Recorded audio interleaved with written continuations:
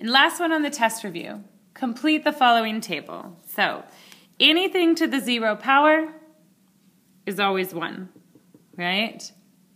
Now I to the positive 1, we know that's just the definition of I. That's what they created imaginary numbers, is like square root of -1, I to the first power. But this is where it gets kind of strange, like I squared, remember? So basically I squared, it undoes the square root sign, right? Squaring something undoes the square root sign, so you end up with -1.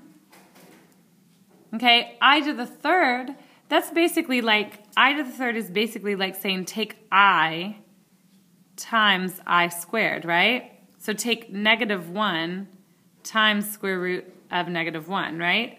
So I to the third is like negative square root -1, right? And then I to the fourth, that's basically like saying take I squared times I squared, right?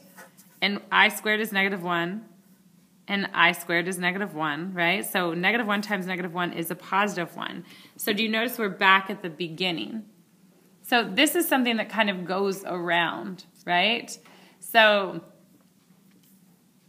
1 square root -1. So also we could say this in terms of I, right? This is really, I to the third is the same thing as opposite of I, right?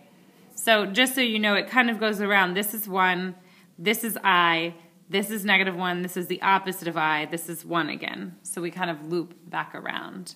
So explain that, explain how the pattern will continue.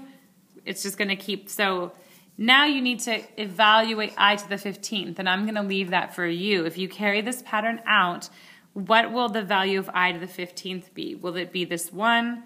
Will it be square root of -1? Will it be -1?